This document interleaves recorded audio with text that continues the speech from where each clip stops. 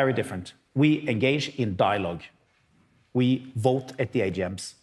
We declare our voting intentions 5 days ahead of time so that everybody in the world can see how we vote. And that's, I think, the way we have the most influence. It's a lot about transparency then, so that you're very transparent with also the Norwegian population. And I think it's also what makes the Sovereign Wealth Fund as prominent, because you're very transparent with how you go about your investments. But maybe comparing it to your time as a private investor, do you see a difference, like how you go about it as a public person and how maybe private investors shy a bit away from all this transparency? Yeah, it's night and day. I mean, when I worked in a hedge fund, there wasn't a single picture of me anywhere. I didn't speak to anybody. I was completely paranoid because it was about secrecy and so on. Now, it's the opposite, okay? I'm the face of the fund. And what we're also seeing is that there is a very clear relationship between knowledge and trust. The more people know about the fund, the more they trust the fund. And we really need that because you have fluctuations in values and so on, and everybody needs to trust what we do. So we have turned the transparency upside down in the fund also after I came. When I came, there were 4 people who can talk on behalf of the fund. Now there are 600 people who can talk on behalf of the fund. Everything is available. We even have the notes from our leader group meetings. They are being transcribed kind of real time. And then we look through them, and they are distributed to the whole organization on intranet. Everybody in the firm can see what the leader group is discussing. Very powerful. Very powerful. So it's a lot about inclusion, how people can feel included in a company and feel a part of the company, essentially, to want to drive that change. Absolutely, we feel included. And we also think through the podcasts that they feel closer to the fund and what we do. Yeah. And on LinkedIn as well. Anybody here who follow me on LinkedIn? Yeah. But what's wrong with the rest of you? You have time at the rest of at the end of the session. Link up after the meeting. We do great stuff on it. We have a lot of fun on LinkedIn. Yeah, they're really interesting videos as well, especially around Christmas time. No, but maybe it's with the whole transparency. I'm just wondering, do you now wish, in the role that you're in now, in retrospect, that you would have been more transparent in your role as a private investor, or can't these two roles not really be No, they're very different. And in the previous fund I ran, we were very transparent with our investors. Yeah. They could see everything we did. But there's a difference between transparent to your investors and being transparent to the world. These are two different things. Now we are also transparent to the world, and I think it works really well. Okay. Well, we don't have that much time left. But I have a personal question, because you are such an outgoing person, and in the role that you're in, managing a fund of that size, I'm sure you're in contact with a lot of personalities in the financial, social, political sphere. And I'm wondering, who was the last person you were not able to get on the phone? Get hold of? Yeah. Well, many times my wife doesn't answer the phone. But...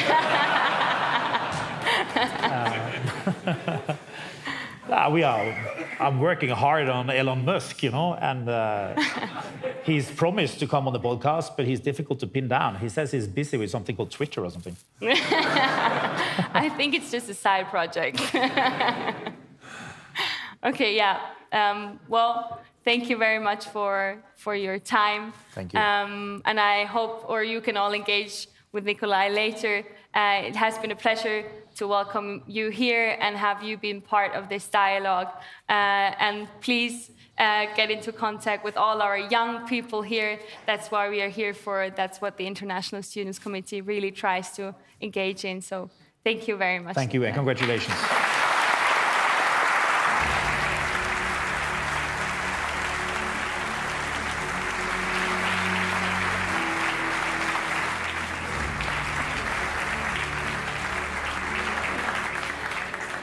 And now, please stay seated. I'm going to give over to Catherine and Deborah, and they will introduce our next very interesting session. Thank you.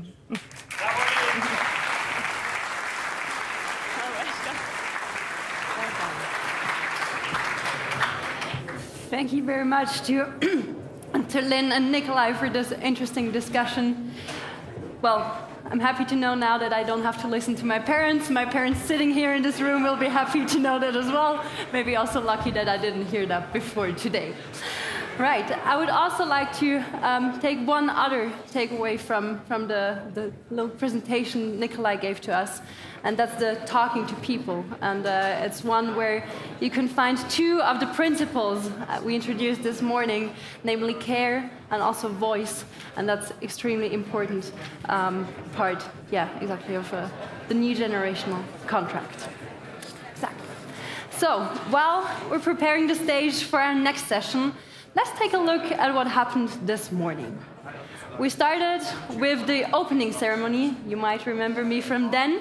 And we're then welcomed by Professor Ehrenzelle, the president of our university. Lord Brian Griffiths then introduces in his brilliant way to St. Gallen's history before telling us that the new generational contract, or reassuring us that the new generational contract does not have that much to do with lawyers, luckily, but rather it's an aspirational commitment. Also, a really important thing I took away from Lord Brian's speech this morning is the more you participate in the dialogue during the 2 days you're here, the more you'll get out of it. See, this is why these people are so anxious to continue talking to one another. And so we're standing in the way in some regard in hearing from our next excellent panel. But we do want to have you continue the conversation on the basis of what you've already heard. And when we did our deep dive, and Deborah pointed out that, again, we have these 7 principles that in our community of experiential learners in this room, we're constantly trying to road test. And we realize, I think already throughout the morning, that these principles don't ever exist in isolation. So even in my opening panel, when we were thinking about long-term thinking, we heard mostly about care, and that public policy is about working and listening to people. And we heard it again just now from Nikolai Tang, and his first reductive sauce lesson was about listening. And that's fundamentally, I think, the takeaway that we took from our first panel. And then in our second panel, we also understood it was about regenerative industry patterns in consumptive patterns. But even then, we learned that it was about having a new set of conversations where values drive extra value, and that extra value can only come from a values-based conversation between business and consumers in full awareness of our regenerative responsibility. But you know what? Don't take it from us. Roll the tape. It's clear that, like in many, many aspects, sustainability is very often, unfortunately, about reaction. I think it's the responsibility for the end consumer, but also for the brands. My answer to that on our side, where we take responsibility, is to use the new business model, is to use more data combined with AI, and also inform our end consumer more about what it means to become more sustainable. Me personally, I see a lot of potential in technological progress when it also comes to fibers and to making sustainability more affordable and not having to wait until from 1% to 2% to 3 to 5 to 10, because this really takes its time and we do not have that much time. Mm-hmm. What is it for ASICS? Yes, we aim to shift to circular approach through 3 keywords: less, cleaner, and longer. Mm-hmm. Yes, use less materials, less waste, and shift to cleaner energy, and enable longer use of our products by customers. Mm-hmm. Collaboration across industries, across value chains, is what's going to get us to where we need to go in terms of delivering on sustainable goals. And we're back. Sustainable goals. Deborah, what's right ahead, right around the corner here? Right, so we're now going to focus on the global energy crisis in the panel that you're about to see.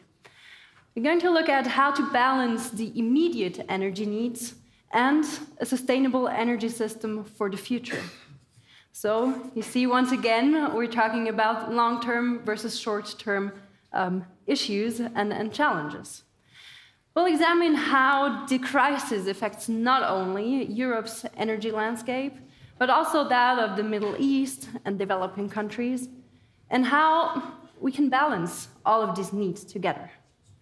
So it is now a pleasure to warmly welcome our topic leader, Ryan Chilcote, to the stage, and with him, his whole panel.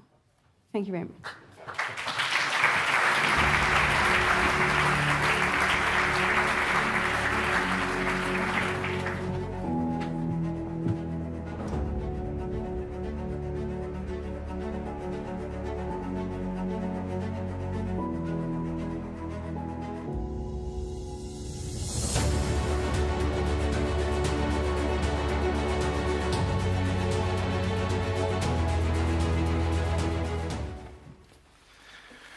Well, hello, St. Gallen.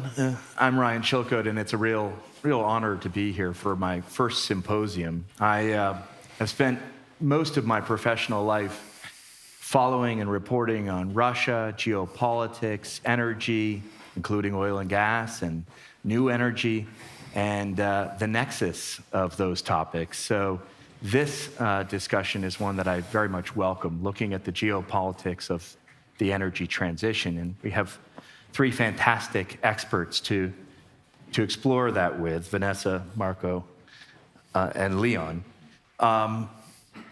Vanessa, if I could start with a short introduction to you, and then perhaps you could fill it out. Tell us a little bit more about yourself. You're one of the world's most prominent and growing climate activists, the founder of Rise Up Climate, the Rise Up Climate movement, and the author of A Bigger Picture, My Fight to Bring a New African Voice to the Climate Crisis. What did I miss? Well, thank you so much. I am a climate justice activist from Uganda, working with the Rise Up movement and the Fridays for Future movement. And I've been organizing climate strikes in Uganda and also working globally with different activists across the world to call for climate justice. Thank you very much. Leon from E.ON. I'm sure you get that a lot. I should really think through the things I say a little bit more often before I say them. Where he is the CEO and oversees the management, runs the management committee, and is overseeing the integration of the renewable energy producer Energy. Is that the correct way of pronouncing it? Also president of the European Electricity Association. Is that right? And the vice chairman of the World Energy Council. So clearly not just engaged with his own very large business. What did you be telling me, $150 billion? 150. It went up 35 billion last year. Turnover. So revenue is kind of like in our business is fluctuating with wholesale prices.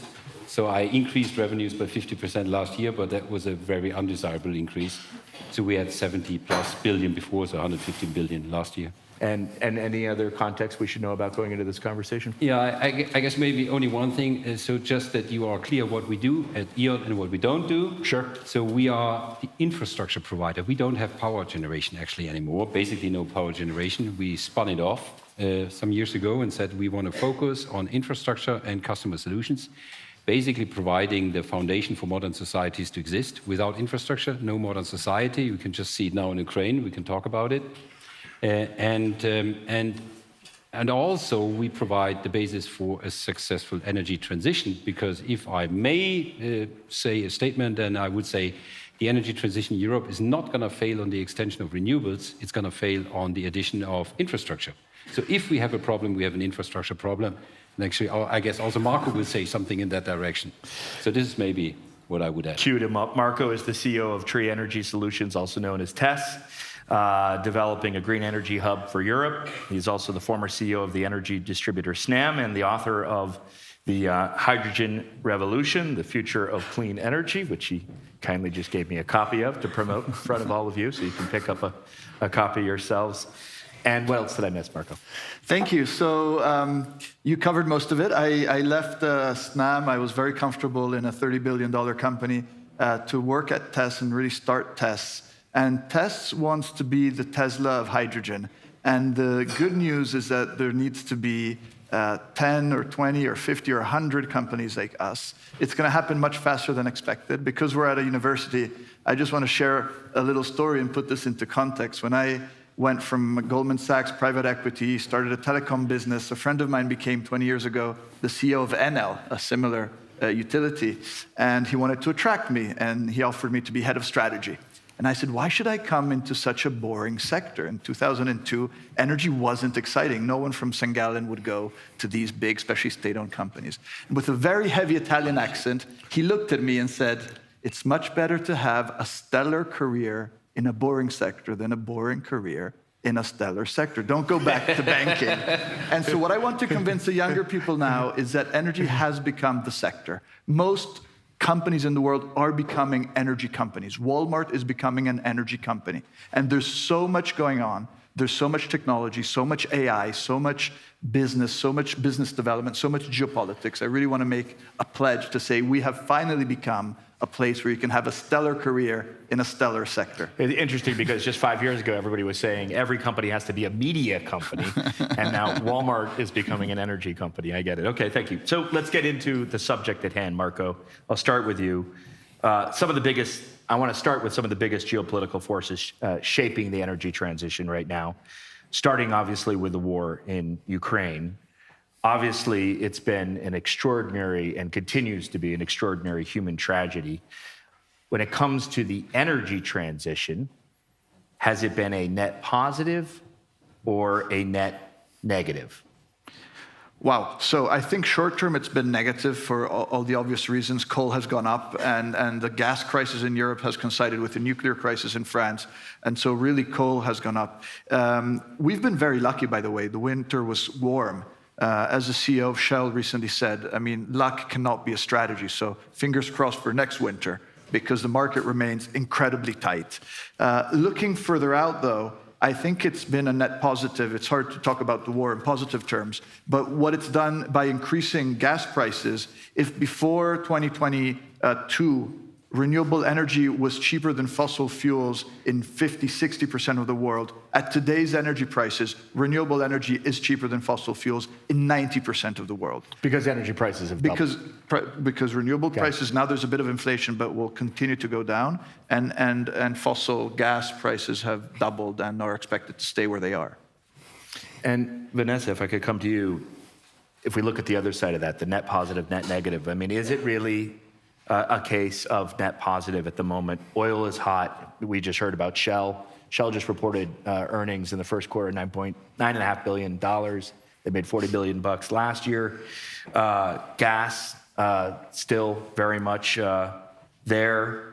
Some would argue that in many ways Europe, at least in the short term, and I guess Marco was in fact addressing this, all that's really happened, let's say, at least in this part of the world, to a certain extent, is that Europe has replaced Russian gas with what the Russians used to tell me, what they heard was called freedom gas from the United States. So Russia's gone. Europe has taken its dependence on Russian gas and turned it on into dependence on gas from other places. Do you believe that that the war so far and what we've seen over the last, 16 months has been good for the energy transition from your perspective? I agree that there is an energy crisis that is going on, but I am from Uganda and I'm from the African continent, and I'll speak about the energy crisis on the African continent.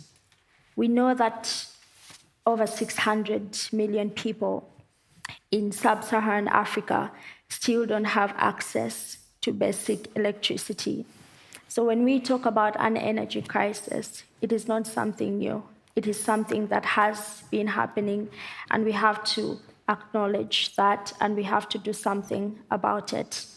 Fossil fuel companies have, for decades, promised to lift people out of energy poverty on the African continent. And we've seen these investments that are coming in on the African continent. But this energy, it is shipped and it is taken out of Africa. It never benefits the people in Africa. And the profits from that, they end up in the pockets of already extremely rich people in the West. So it's important for me to say that there is an energy crisis that is going on in Africa, and we must address it by scaling up renewables on a large scale. We are in a climate crisis, a crisis that has been heavily caused by the burning of fossil fuels. The IEA has made it very clear that we cannot have any new fossil fuel investment if we are to limit global temperatures below 1.5 degrees Celsius. The United Nations Secretary General himself, Mr. Antonio Guterres, has said that investing in new fossil fuels is moral and economic madness. He has also said that the business models of fossil fuel companies are inconsistent with human survival. And we are seeing how much destruction the climate crisis has caused across the African continent, across the global south, and across the world. So when we are to talk about the energy crisis, let us not look at just lighting up Europe. Let us look at lighting up the whole world. And that is with renewables.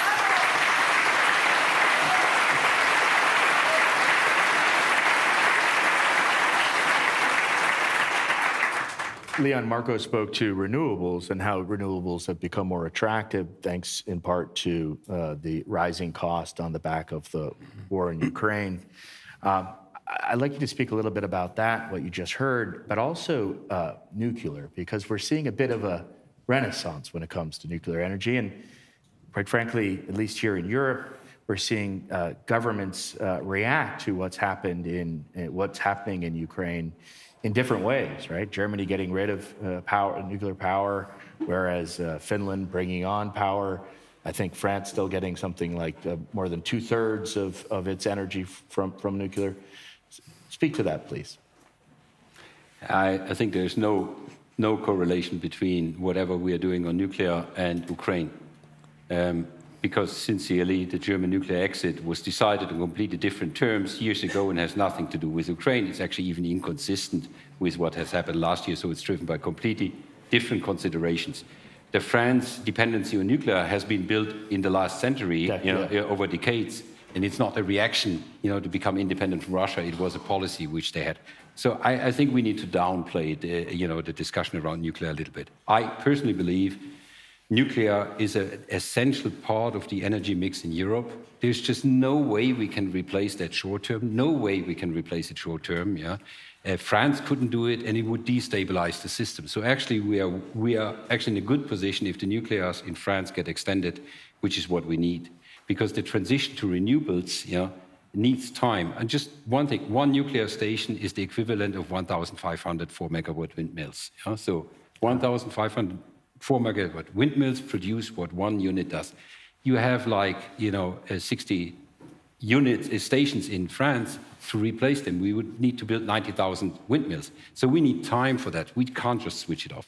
So put nuclear aside, it's a stabilizing factor. The growth of energy will be taken by renewables.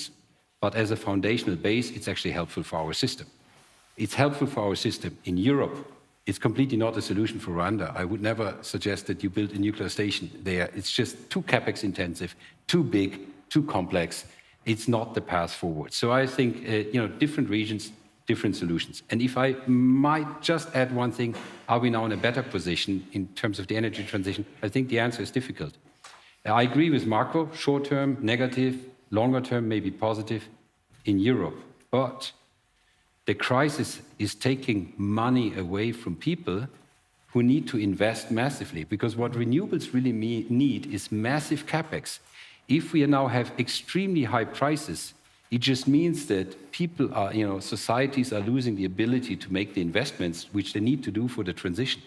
I think that is a challenge which can actually play out in a negative way despite the economics. And if I may, as a World Energy Council, we have done a survey. We have asked 600 executives of the energy sector around the world, what do you think? Exactly the question you asked. The answer came in 50-50.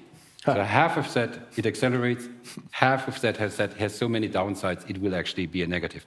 I really don't know the answer. I think for Europe, it's an acceleration, but I don't know the answer on a global scale. And it's a global problem. I completely agree. Vanessa, let me go back to you briefly, and Marco. Okay, so Ukraine now, biggest geopolitical factor when it comes to the energy market. We have an election coming up in the United States next year. You've talked about the importance of the U.S. leading when it comes to green tech, climate tech. Are you concerned that, as we have seen in recent American political history, the U.S. could backtrack and we could get a new administration with a different view on climate change and the need to address it? Well, I will start by saying recently I wrote an opinion piece with my fellow activists, Sofia Kiani from the United States and Greta Thunberg from Sweden. And this op-ed was calling on the administration of President Biden to be more serious about the climate crisis, because you cannot sit on the table of angels and sit on the table of demons at the same time. You can't sit on the table of fossil fuels and sit on the table of renewables at the same time. And we are seeing many licenses that are continuously being given for oil by President Biden. And this is harmful for the communities that are on the front lines of the climate crisis. What happens in the United States doesn't end in the United States. What happens in Europe doesn't end in Europe. We have seen how, many of the countries in the Western world have heavily developed on the expansion and extraction of fossil fuels. And yet the impacts of these investments, they are in communities in the global south. Africa as a continent historically is responsible for less than 4% of the global emissions. 54 countries, just 4%. And yet we are seeing some of the worst impacts of the climate crisis. And to give an example of one of the communities that I recently visited in the Horn of Africa, this is a region that is suffering from a historic drought. I visited Turkana, and I got to meet different mothers and different children that are suffering from severe acute malnutrition. And I got to see mothers who are trying to keep their children alive, not just for another year, not just for another month, but even for the next hour, for the next minute. I remember meeting a specific child. He was with his grandmother, and the medical personnel described his situation as a wasted situation. And they weren't sure that he could survive. And it was severe acute malnutrition. By the time the sun set that evening, he had passed away. But that is just one child that I got to meet. But there are many other children that are dying, many other children that are suffering, whose stories we may never get to hear about. And this is the face of the climate crisis. It is not some distant threat. It is not a future threat. It is something that is happening right now, impacting children, impacting mothers, impacting communities. That is why it's important that we have leaders that will prioritize the lives of the people over profit, that will prioritize our planet over profit. When we say that, listen to the science, it's not just about the science, because climate change is more than weather. It's more than statistics. It's about the people.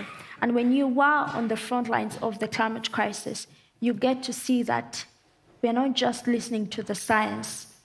We are trying to save the lives of the people right now, not in the coming future. Thank you.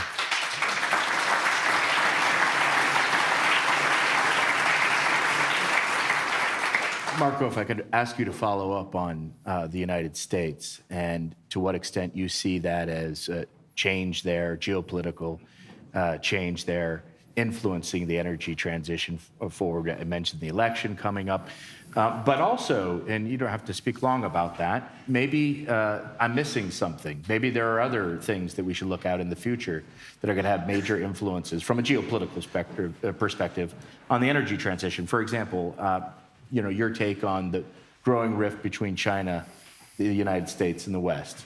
What impact would that have? I think it's all tied, and if we look at the last 3 COPs, and we've been together at 1 or 2 of them,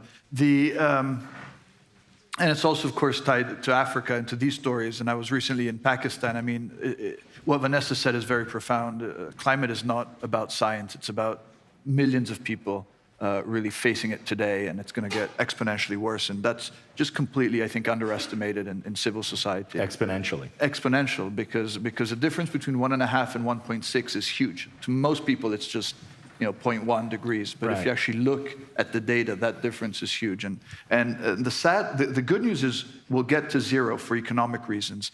The sad news is we may get there 10 years too late.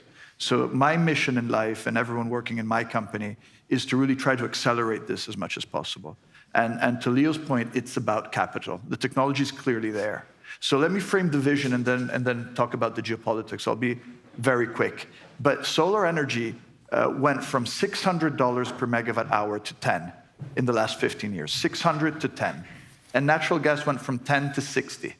So we're now in a position to make renewable energy 6 times cheaper than natural gas. Where? Where it's sunny. So we call it PPWS. Our strategy is put the panels where it's sunny. We need large amounts of land, unhindered by regulation and NIMBYism and local conservation, land that we can rent, generate profits locally, whether it's in North Africa, Sub-Saharan Africa, Texas, Australia, and convert that sun and wind energy into molecules that we can bring to Germany in a seamless way. And we can then maybe, if we have time, explain how we do it. We convert solar energy into hydrogen and hydrogen into synthetic methane. We call it ENG. So it's identical to fossil methane, but it's completely renewable. It's done by merging hydrogen and CO2. I don't want to get too technical. When we explained the story to the United States Department of Energy, in that book on page 229, it just shows a trajectory of how we can get green hydrogen made from solar cheaper than coal. The US Department of Energy, once they understood the science behind it, which is super simple, launched what they call the moonshot. So an effort, government effort, bipartisan, left and right, Democrats and Republicans, to get enough funding in the hydrogen economy in the US to bring the cost below $25 per megawatt hour, which is a cost of coal. Once you get hydrogen there, it's game over for fossil fuels. There's a first tipping point at $2, which is cheaper than oil, and a second tipping point at $1 per kilo, which is cheaper than coal. That's when India and China really start replacing and churning out of coal. Now, what did the United States realize is that China had taken the lead. So Europe was in #1 position, China was in #2, the United States was nowhere to be seen, Middle East was in #3 because of the push from Saudi Aramco and ADNOC and Masdar, and the United States was in #4. When they realized this, they came out with the IRA, the Inflation Reduction Act, $700 billion, essentially about EVs, grids, to Leo's point, and hydrogen. And that's not just to help the US decarbonize. That's designed also to export cheap renewable energy from the US to Europe, to Japan, to Korea. But that's really about an existential competition with China, to your point. So they're all tied together. So this race to the top, where China is now #1 position, the US is racing to take that leadership. The UAE and Saudi Arabia are putting hundreds of billions of dollars in this transition. Europe is left behind with its bureaucracy, its difficulties, its infrastructure issues, its permitting issues. We'll find ways to at least make the most of the technology that is going to fall. This IRA, the Middle Eastern subsidies, even the European subsidies will generate cheaper solar panels, cheaper electrolyzers, cheaper equipment. We just need to go and roll this out where it's sunny and windy and make this ultra cheap renewable energy available. Now, to Leo's point, it's a problem of CapEx, because I worked a lot in oil and gas. In oil and gas, the decline rate is really steep. So you put CapEx in the ground, you get a lot of energy, but then after 10 years, the field is depleted, you need to decommission it. So the terminal value, I know there's a lot of economists here, the terminal value of that infrastructure is zero. What we're building now is more capital intensive on a per unit basis, but the terminal value of what we build is infinite. This is like building the Roman aqueducts 2,000 years ago. If you visit the Trevi Fountain, the water is flowing from a mountain with an aqueduct that was built 2,000 years ago. That's what it is, because the marginal cost of the sun is zero. So when I connect the desert of Australia with a factory in Japan, That is a permanent connection. It's going to get cheaper and cheaper and cheaper. So there's a big geopolitical issue with the global south divide. How do we finance this infrastructure? Because it can't be the pension funds or the private equity funds, because we need trillions of dollars and we need it fast. And if we do this right, if we get this alignment right, we can get there in time to stay, fingers crossed, still at 1.5. But we need to race to get it done. Right. You didn't talk about the U.S. or China there in I did. in the context of the election. No, I think it's really this race. It's much more interesting than whether it's Republican or Democratic. It's really a technology race. Can I just add something which might sound cynical, but I mean the economists in the room will understand what I'm saying. We need infinite amounts of capex for the transition, huge amounts of capex. This is no problem if it's good business. Yeah.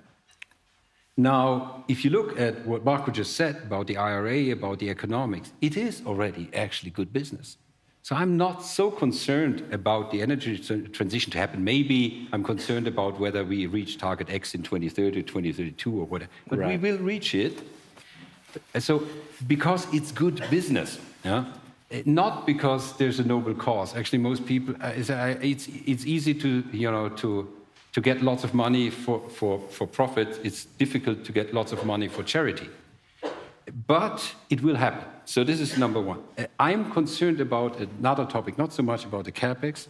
We also know to be fast enough on a global scale, we need cooperation. Not only capital, we need cooperation. We need cooperation on a global scale because we need to develop some regions, and you clearly need more energy in Africa, much more energy than you have today. We need cooperation on every level, and actually cooperation is going down. This is what's concerning me. Yeah. The less cooperation we have on a global scale, the harder it gets to make the energy transition happen in time. So I'm not concerned about the business economics. I'm not concerned so much about the capex. I'm concerned about the timeline, but mainly because of the cooperation. And we have COP28 coming up. Is that going to... Yeah, but I mean, China, US, it's a negative. Ukraine is a negative. Russia playing a second part is a negative, yeah? The US, from time to time, very back and forth, is a negative. So we actually have too many instances that actually don't support cooperation on a global scale. We need, if you want, we need 40 years of Paris cooperation. We are not seeing 40 years of... Since 2015 in Paris, we have seen many events which were completely detrimental to the energy transition, which we all desire here. And this is so, I would say, yeah, we need the capex. I will get there because it's good business. We need the cooperation.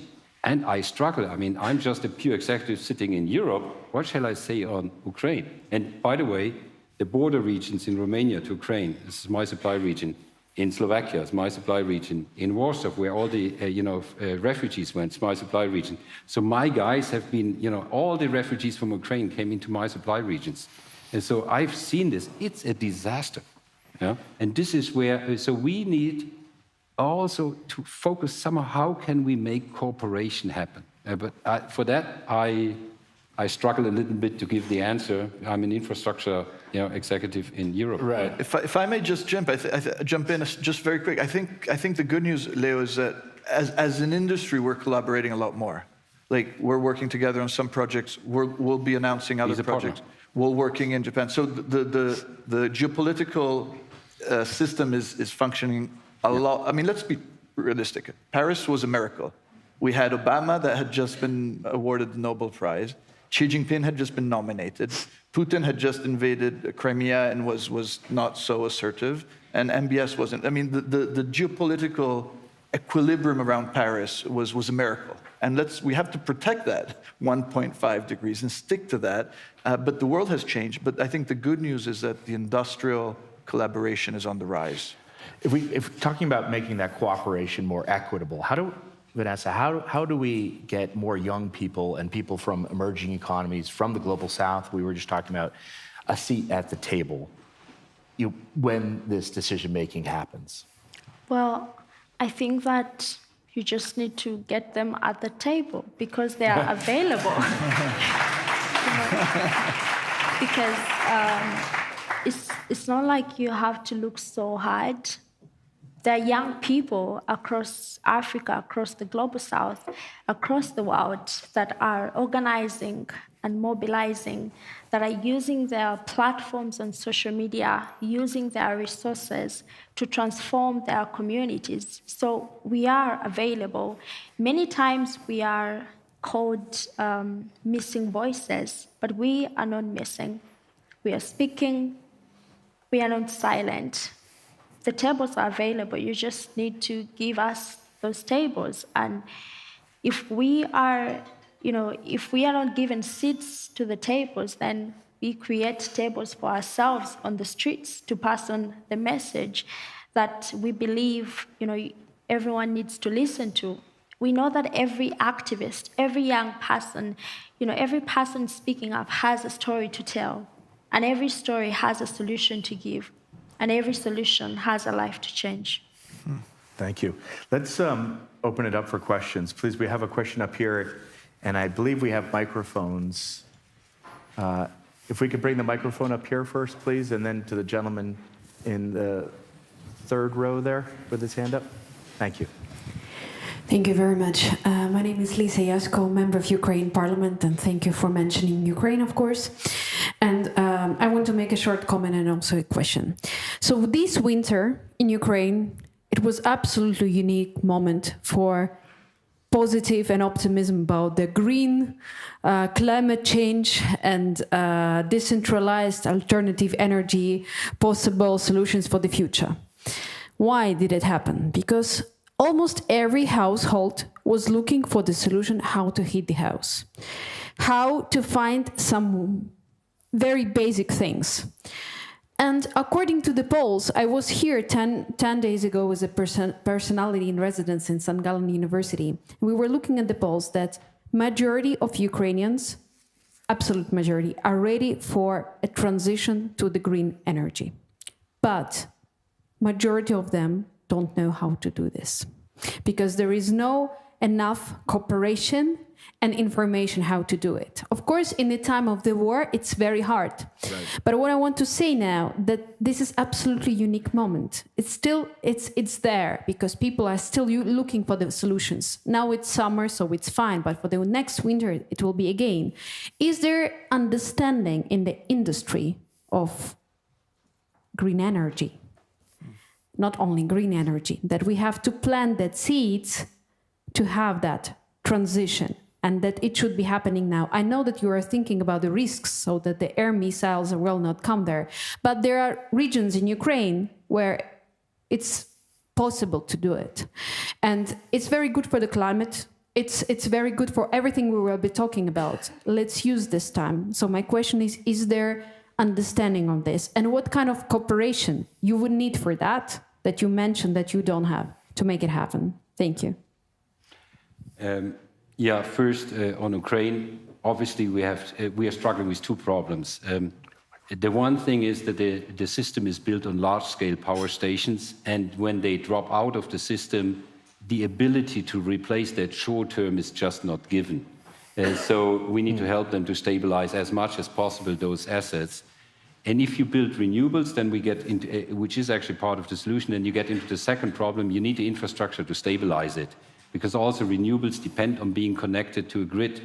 Now, what we are struggling with is the second point that we have to be very clear. The Russians are not only bombarding the power stations, they're bombarding also the switch yards. The switch yards are, which is what keeps the infrastructure stable. So what we are trying to, we're actually sending all our old equipment, which we have, to Ukraine, hoping that it survives more than 2 years. Yeah, the problem is actually there's no point in sending modern equipment because duration, I have to say, is short term. But so we have to do two things. We have to stabilize the existing system because Ukrainians can't replace it fast enough. Yeah. But even if we do the transition, we have to stabilize still the system, and that is also under attack. So it's a horribly difficult discussion. And sincerely, this is less about cooperation. Here we would need peace, but the peace is actually not up to Ukraine to actually provide the peace. It's up to the aggressor. I think here it's crystal clear where the problem is, and it's not in Ukraine. And this is what we're trying. We are also trying to think about how a system could look like. You might know that we have synchronized the Ukrainian system with the European system. It's a very technical thing, but for an engineer, that's a big thing.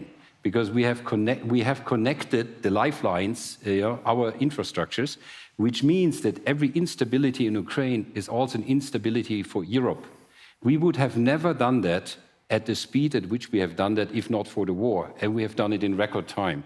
So we are trying to do our best as an industry, but I have to say we are limited. The renewables are actually absolutely the clear future. Ukraine has fantastic opportunities to build renewables. It has land, it has wind, so it's actually a place where we can really build it. But it will need time to do so, and right now, for the next winter, it's not a solution, to be very clear. Thank you. Very interesting question. Please. Thank you very much, all the panelists, for your insight. My name is Abdulaziz. I'm from Sudan, and I study at the University of Geneva. My question to the panelists is, how can the leaders, in the energy sectors, navigate these disruptions without jeopardizing the future of the next generation? And how can they address or respond to the new phenomenon that we keep hearing about? It is the climate change, migration. Thank you. An easy question, huh? In less than 60 seconds, please. No, so I think what Leo said earlier is key. I mean, this is fundamentally a huge business opportunity. It requires little medium, long-term thinking. And I think the biggest obstacle is the 40 billion that some of the oil companies made that are making the headlines. The investor pressure is such short-term that it's preventing them from putting that capital into the longer-term projects that may have a slightly lower return. So I think financial markets have a role to play, which is easy to say, harder done. But I'm just back this morning from New York. If you're running a US public company, you're looking at the quarter. And what we need to do here is look at 2030, 2035, 2040. So that's a reallocation of capital that needs to happen. But other than that, it's a huge business opportunity. This energy transition is a bigger investment opportunity than the Industrial Revolution. This is because it's going to change everything. And to the point on Ukraine, I think Ukraine is blessed with underground storage for natural gas because that's where Russia used to store a lot of its natural gas.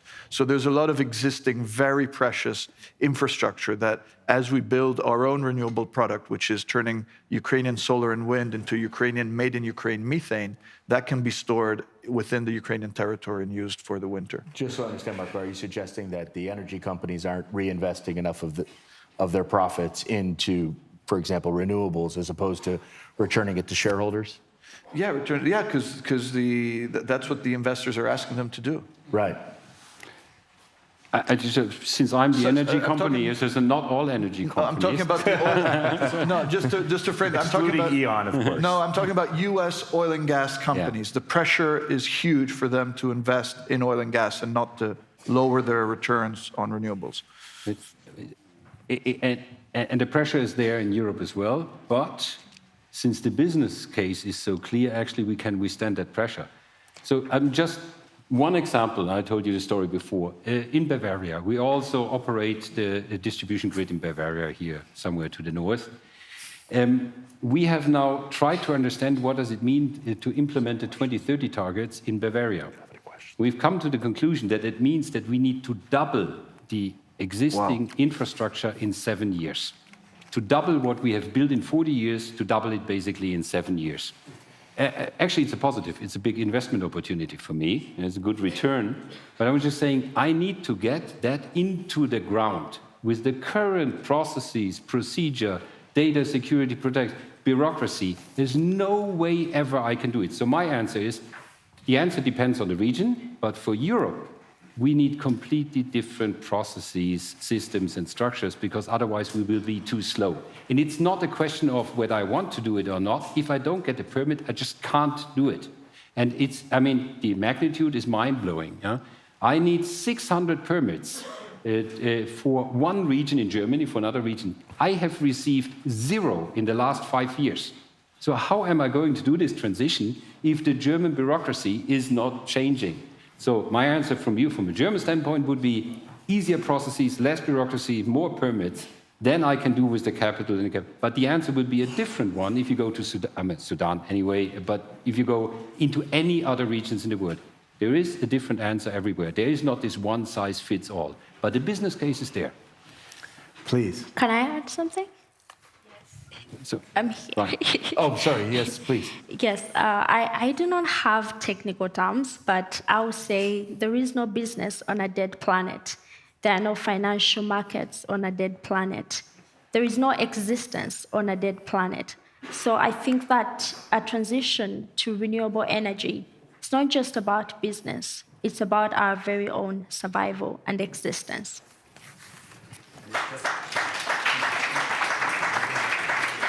It just, when it comes to the question of, the response to the new phenomena that we keep hearing about it, is the migration. I think because climate change, the consequence, we could see that there are quite few islands in the middle of the ocean somewhere that will disappear. So my question is, what will response of the leaders, especially like the business leader, will be when it comes to those wave of people that will come, and where are we going to locate them? That's another very big question to answer. I think this is a question to the society and not to the business leaders. Let's be very clear. I mean, it's like, most people in this room are privileged people. You are probably above average in income. You are living in above average households. Most of the kids, of people who have already kids, will go to private schools. Actually, everybody in St. Gallen as a student is part of a privileged team. So I would be the refugees are not a problem for anybody in this room.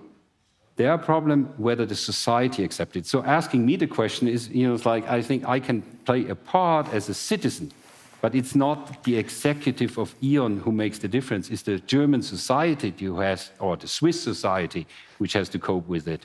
So I'm just feeling on this panel, it's kind of like you are overwhelming me with that I can change the world.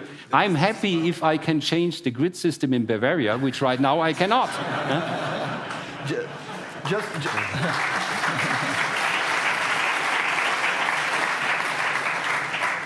Hello, my name is Sienna Tompkins, and I work in Geopolitical Advisory at Les Alverà. And my question is about whether companies are thinking about the future geopolitics of the energy transition. So that's thinking about the critical materials that are going to be necessary for making a lot of the battery storage, so lithium, nickel, etc. The countries that they're resourced from, where they're processed, is much more fragmented than the typical oil states that we're used to. So how are companies thinking about that now? Yeah. So one should think of copper and the type of infrastructure that Leo is building not in the same way as we think about oil and gas and commodities and coal, because you're not burning copper, right? Once it's there, and it lasts for a while. So it's less of an issue than some of the commentators make us believe. Of course, the processing of lithium is 90% done in China. That is an issue. The IRA will address that. But I think the bigger political geopolitical point, is that the energy system that we're going to be building because of hydrogen is much more democratic. Because 40% of the oil is concentrated in 3 countries, 80% of the gas is concentrated in 1 country or 2 countries. Wherever it's sunny and windy, we can start producing our own molecules, our own green molecules, which are going to be cheaper than the fossil ones. So this is going to also address the migration issues if you can produce local and cheaper energy. And something that's not often discussed, 90% of the water today is desalinated with diesel. If you desalinate water with solar, it's 7 times cheaper. You can get $1 per cubic meter, and that's already agricultural equivalence. So there's a lot of good evolutions that can happen locally in new countries that haven't been exporting, haven't been generating any income from their sun, and they can start exporting the sun, using the sun, turning the sun into drinkable water. And I think there's a lot of growth that we're not seeing, a lot of positive geopolitical distribution of power that we haven't seen yet. If I could follow up on that, not just resources, but should we be concerned if we look at how geopolitics in the future will affect the energy transition, that, say, some of the technologies are getting concentrated in particular countries? For example, I was speaking with a student here yesterday. They were pointing out that the vast majority of solar panels are created in China. So let me ask this of you, Leon. Should that be a source of concern? Germany sort of started making them, but then really kind of ceded the market, you could argue, to China. Yeah. I mean, this market is clearly above 90% China dominated. There's no arguing around on solar modules. Yeah.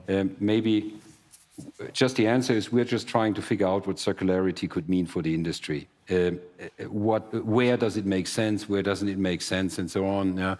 But we don't have the answers yet, to be very fair. Solar is one of the points where we have been looking at first because of this dependency. The danger is not so high from a system standpoint, because if we would get an interruption of gas supply, then immediately we run into massive trouble, as we have seen last year. If we would get an interruption of module supply, the energy transition would stop, but otherwise nothing would happen. Yeah? We would lose precious time, but the system wouldn't collapse immediately. So, the lever is less dangerous than the lever has been on gas. There will be a diversification. You might have seen the EU is now trying to get up to 10% of the production within Europe so that we have some diversification. I think there will be some diversification across Asia, away from China. We are seeing this not only for solar modules. I guess the big learning, geopolitical-wise, is nobody wants ever to be in the position to be dependent on one supplier. And this, I guess, is true for every product. So the times of accepted monopolies on a global scale is probably over. And you were beating up, and let me turn this to you for a second, Marco. You were beating up on governments and not being fast enough with permitting. And yesterday, as I got driven here in an electric car, the volunteer who was driving pointed out that we would love to do more of this, pick up more of our guests with these electric cars, but actually, even though we have the electric cars, the charging, the time it takes to charge them limits the number of people we can pick up with them, which I thought was pretty interesting. I mean, Marco, the question to you is, are governments doing enough right now to provide the infrastructure to support the transition? So I think the way the German government reacted to the crisis, implementing the first FSRU in a matter of days, we're there right in Wilhelmshaven where it came, we're building a second one there, getting all the fast tracks. So it can be done if the will is there. What I think is not, I don't want to justify bureaucracy because I've been dealing with this for the last 20 years. And Italy is even more bureaucratic than Germany is.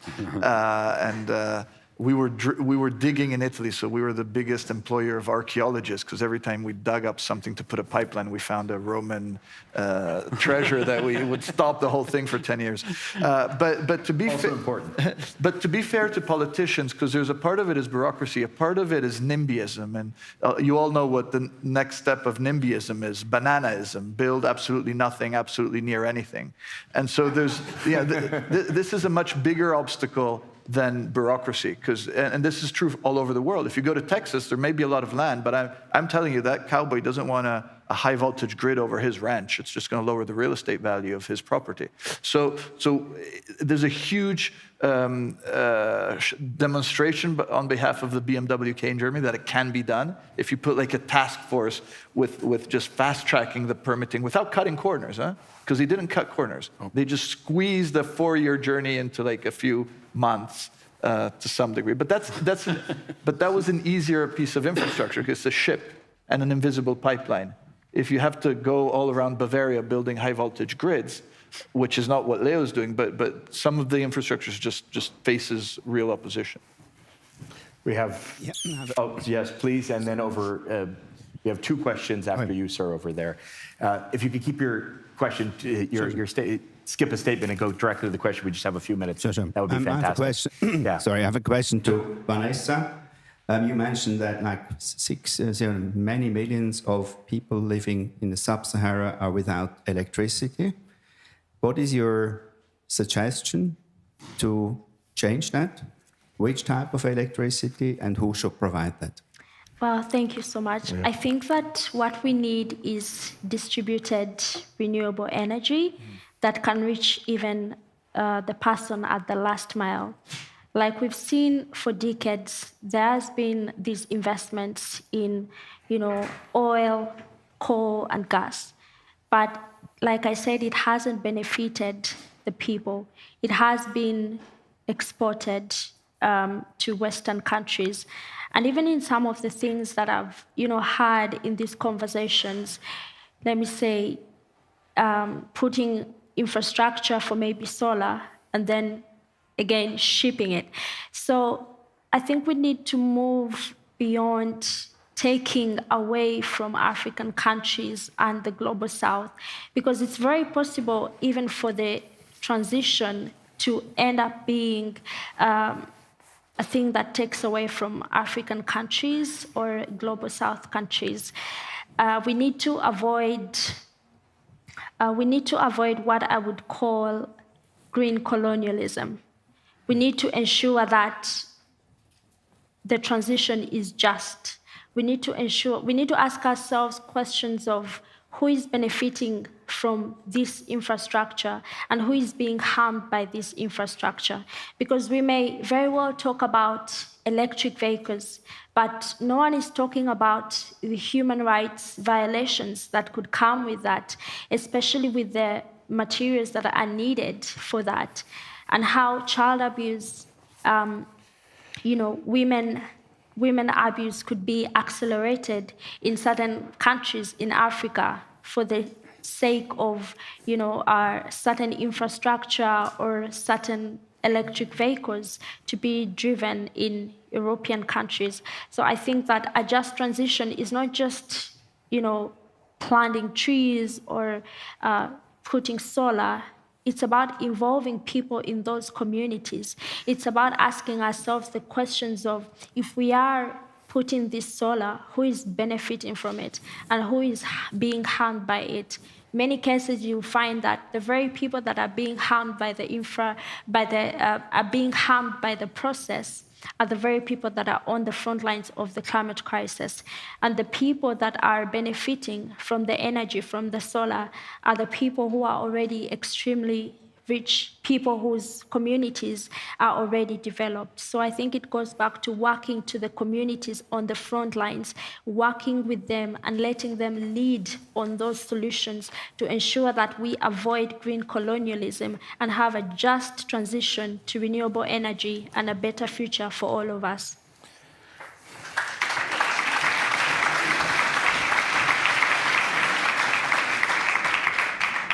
If you could be brief with your question, we have more questions than we have time to answer, so we'll have to make this the last one, but please. I shall try my best. Thank you very much. My name is Celine, and I'm a master's student currently in Geneva, and I'm originally from Germany. So my question goes back to a comment that Leonhard made, which is about the fact that we actually need 40 years of Paris Agreement cooperation. And you seem to be quite troubled about the fact that we do not see that for the foreseeable future. So at the same time, whilst we need cooperation, we also need some competition, which has arguably also led to the massive drop of prices for example, solar panels. So my question would be, what would you ask for, lobby for, on behalf of your company, of your sector, of the government to create the conducive cooperation environment that we need? And where is some healthy competition also good? Thank you. Competition is good in business and in innovation. Cooperation would be great in, intra-governmental discussions. So when I was saying we need cooperation, I didn't mean cooperation between companies, even though we cooperate, for example. I was thinking about cooperation between societies, between governments. And so and this is one of the reasons, by the way, why I'm active in Euroelectric, why I'm active in the World Energy Council, to just avoid that I only look at the world through the German lens. This is healthy because you get different perspectives. As you have seen today, we have very different perspectives, kind of like just from where we stand and what needs to be done.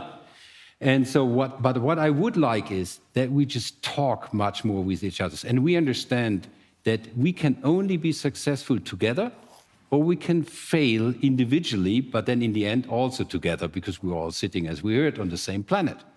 So what we need is more cooperation. We need real exchange of opinions, not opinionated exchanges. We need discussions on a global level, even between leaders which are very far apart. China, US, we need more cooperation between China and the US, not less. And so this is what is troubling me. And I would hope that in the end, there is some understanding that in the end we can solve the global problem we have only if we act as a global society, which is a hard ask. I understand that. And this is what I'm just asking for. And we need patience, and we need to be able to actually just take the frustrations and still retry, and then we need to fail and retry again. If we actually give up, then I think we've lost. So this is what I'm asking. So competition is great in business, but we need cooperation between societies. And let's hope that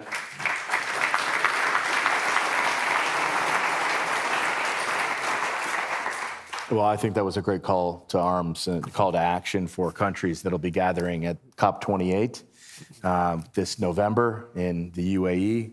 COP26 was somewhat successful, but I think a lot of people would have liked to see more. I hope we were able to touch on some of the issues. I feel like we just sort of got started, but I really enjoyed this conversation. Please join me in thanking our panelists for their